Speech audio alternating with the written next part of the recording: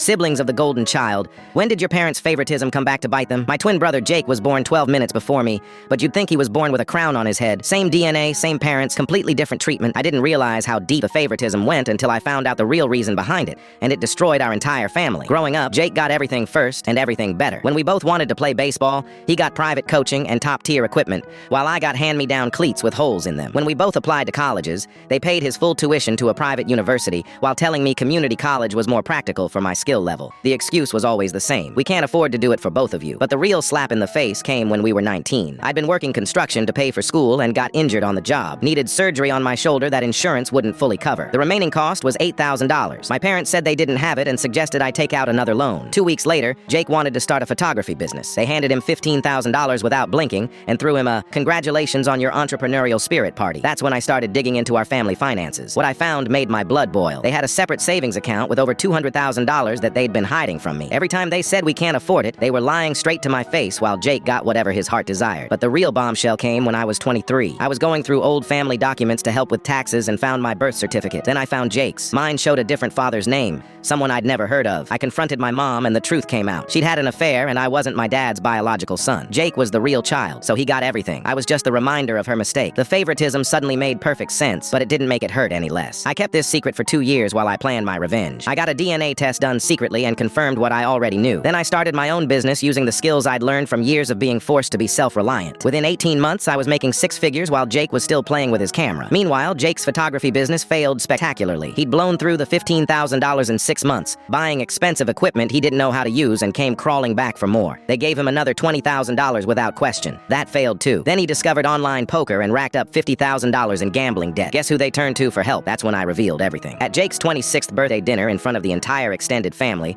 I stood up and made a toast. I thanked my parents for teaching me independence by treating me like garbage for 26 years. Then I pulled out the DNA test results and the financial records I'd been collecting. I announced that I knew I wasn't Dad's biological son, showed everyone the hidden savings account statements, and listed every dollar they'd spent on Jake versus me. The room went dead silent. Aunts and uncles started whispering. My grandmother looked horrified. Then I told them Jake's gambling debts were now their problem, just like everything else had always been their problem to solve for him. I walked out and haven't spoken to any of them since. Jake lost his apartment and moved back home. My dad filed for divorce after 28 years of marriage. Mom had to get a job for the first time in decades.